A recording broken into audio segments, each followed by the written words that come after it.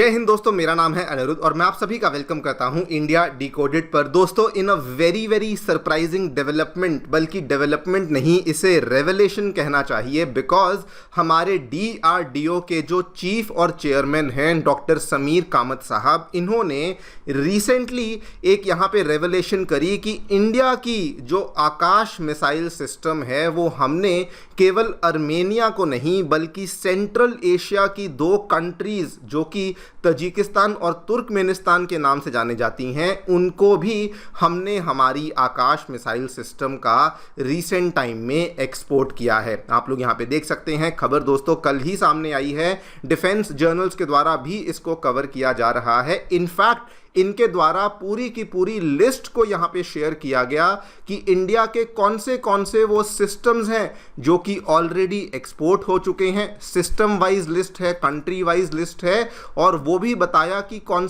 से सिस्टम्स में कौन सी कंट्रीज के द्वारा इंटरेस्ट को शोकेस किया गया है। और यहीं पे आप देख पाएंगे जहां पे आकाश वेपन सिस्टम लिखा हुआ, it was a very huge surprise to everybody in the country कि ये केवल आर्मेनिया को नहीं बल्कि तुर्कमेनिस्तान और तजिकिस्तान जैसे देशों को भी हमने हमारे आकाश वेपन सिस्टम का एक्सपोर्ट किया है। क्या हुआ है, क्यों ये खबर बहुत ही बड़ी बन जाती है। इट इज़ नॉट सिंपली कि इंडिया ने अपने डिफेंस एक्सपोर्ट्स को थोड़ा बढ़ा लिया है। इन सब चीज़ों के बारे में तो मैं चर्चा करूंगा ही करूंगा, लेकिन दोस्तों ये खबर बहुत ही स्पेशल बन जाती है फॉर मैनी रीजंस। नंबर 1, जो ये सेंट्रल एशियन रिपब्लिक्स का इलाका है, ये मेनली और प्राइमरीली ये इलाका रशिया और चाइना का गढ़ माना जाता है। मतलब कि ये कंट्रीज इकोनॉमिकली भी रशिया और चाइना के ऊपर बहुत डिपेंडेंट हैं। एंड इवन अगर डिफेंस के हिसाब से भी बात करी जाए तो ये कंट्रीज मेनली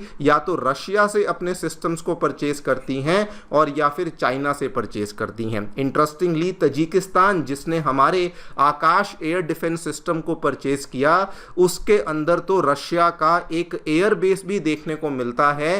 एंड वहां पर उन्होंने रशिया और चाइनीज वेपन्स को अब डिच करते हुए इंडिया के वेपन्स को खरीदने की यहाँ पे पहल कर दी है। सेकेंडली, ये इंडिया के लिए भी बहुत बड़ी बात बन जाती है, बिकॉज अब दोस्तों हम लोग एक नए रीजन में भी अपना जो फुटप्रिंट है उसको इंक्रीज करना शुरू कर चुके हैं। अभी तक हमारी जो ब्रह्मोस मिसाइल सिस्टम्स या फिर दूसरे मिसाइल सिस्टम्स की बात होती थी वो या तो साउथ ईस्ट एशिया के देशों में जाता था या फिर मेनली आर्मेनिया की तरफ जाता था। But this time around the fact कि इंडिया सेंट्रल एशिया के अंदर भी अब एंट्री कर चुका है, इसका मतलब कि हमारा फुटप्रिंट अब और भी ज़्यादा एक्सपैंड हो चुका है। एंड थर्डली, ये दोस्तों इस चीज का एक बिल्कुल ओपन टेस्टामेंट है कि आकाश मिसाइल सिस्टम का जो इंपैक्ट ऑपरेशन सिंदूर में हुआ था वो पूरी दुनिया ने विटनेस किया।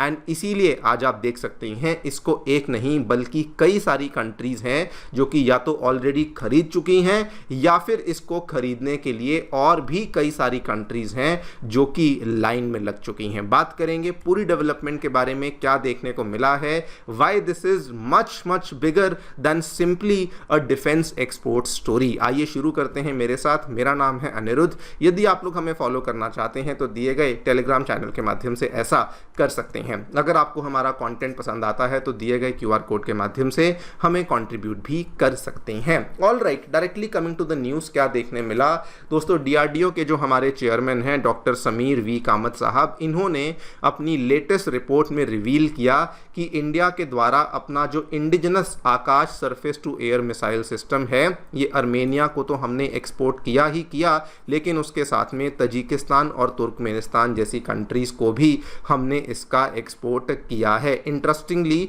तजिकिस्तान और तुर्कमेनिस्तान को लेकर डिटेल्स सामने नहीं आई कि नंबर ऑफ बैटरीज कितनी है, वैल्यू ऑफ कॉन्ट्रैक्ट क्या है, कब इनको ये एक्सपोर्ट किया गया था, ये चीज़ों को पब्लिकली नहीं बताया गया। लेकिन ये चीज़ डिक्लेयर करी गई है कि येस, ये वाला जो एक्सपोर्ट है ये हो चुका है। वैसे तो आप लोग जानते ही होंगे, अगर नहीं भी जानते, सेंट्रल एशियन रिपब्लिक्स में दोस्तों ये वाली 5 कंट्रीज आती हैं, जिसमें द लार्जेस्ट इज कजाकिस्तान, और उसके बाद आपको उज्बेकिस्तान, तुर्कमेनिस्तान, किर्गिस्तान, तजिकिस्तान जैसी ये कंट्रीज़ देखने को मिल जाती हैं। नाउ ये वाली जो डेवलपमेंट है ये हमारे लिए इतनी सिग्निफिकेंट क्यों बन जाती है? देखिए, अगर मैं जनरली बात करूं तो ये इंडिया के लिए ऑब्वियसली बहुत बड़ी बात बन जाती है, बिकॉज अभी तक क्या माना जाता था कि इंडिया बहुत ही बड़ा डिफेंस का इंपोर्टर है, रशिया से, फ्रांस से, अमेरिका से, इजराइल से वेपन्स को खरीदता है। लेकिन आज जितनी तेजी से हम लोग चीज़ों को विटनेस कर रहे हैं, it is becoming very very clear कि इंडिया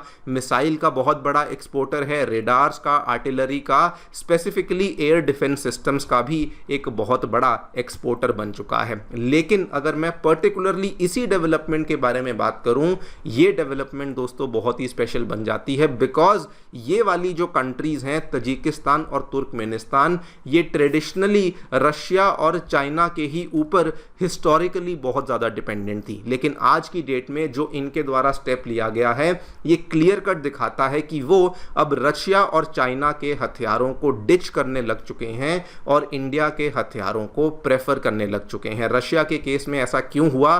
बिकॉज दोस्तों, रशिया की जो डिफेंस फैक्ट्रीज हैं वो आज की डेट में रशियन मिलिट्री को ही प्रायोरिटाइज कर रही हैं।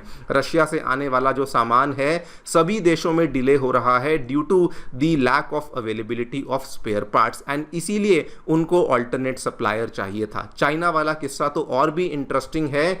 ये हम सभी को मालूम है कि चाइना एक नहीं बल्कि कई किस्म के एयर डिफेंस सिस्टम्स को बनाता है, लेकिन सेंट्रल एशियन कंट्रीज ने कहा कि इकोनॉमिकली तो हम लोग चाइना के ऊपर डिपेंडेंट हैं ही, लेकिन हम लोग आगे बढ़ते हुए डिफेंस के सेक्टर में भी हम लोग एक्सेसिवली एक ही कंट्री के ऊपर डिपेंडेंट नहीं रहना चाहते, और इसीलिए आज की डेट में हमें एक ज़्यादा ऑल्टरनेट और एक ज़्यादा रिलायबल सप्लायर की आवश्यकता है।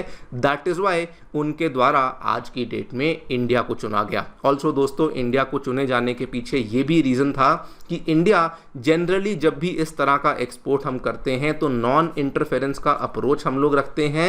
एंड ऑल्सो इस चीज़ को भी डिस्काउंट नहीं किया जा सकता कि आकाश वाला जो हमारा एयर डिफेंस सिस्टम या फिर surface to air missile system है, ये बहुत ज़्यादा स्ट्रॉन्ग वैल्यू फॉर मनी भी ऑफर करता है। किसी भी वेस्टर्न सिस्टम से कंपेयर कर लीजिए, फिर भले वो वेस्टर्न का पेट्रियट सिस्टम हो, फिर भले वो यूरोप का SAMPT सिस्टम हो, फिर भले वो नॉर्वे का NASAM सिस्टम हो, ये सभी के सभी सिस्टम्स भले ही कितने भी अच्छे क्यों ना हो, ये बहुत ही महंगे पड़ जाते हैं। लेकिन आकाश मिसाइल सिस्टम बहुत ही ज़्यादा वैल्यू फॉर मनी ऑफर करता है। This is a very very big reason कि उनके द्वारा अब रशिया और चाइना को डिच करते हुए इंडिया के हथियारों को चूज किया गया। फर्दर ये इसलिए भी बहुत इंटरेस्टिंग बन जाता है दोस्तों कि तजिकिस्तान जैसी कंट्री जो कि हिस्टोरिकली बहुत लंबे टाइम से जहां पे रशिया का मिलिट्री बेस भी देखने को मिलता है, इनफैक्ट रशिया का जो लार्जेस्ट मिलिट्री बेस रशिया के बाहर है वो आपको तजिकिस्तान की ही टेरिटरी में देखने को मिलता है, और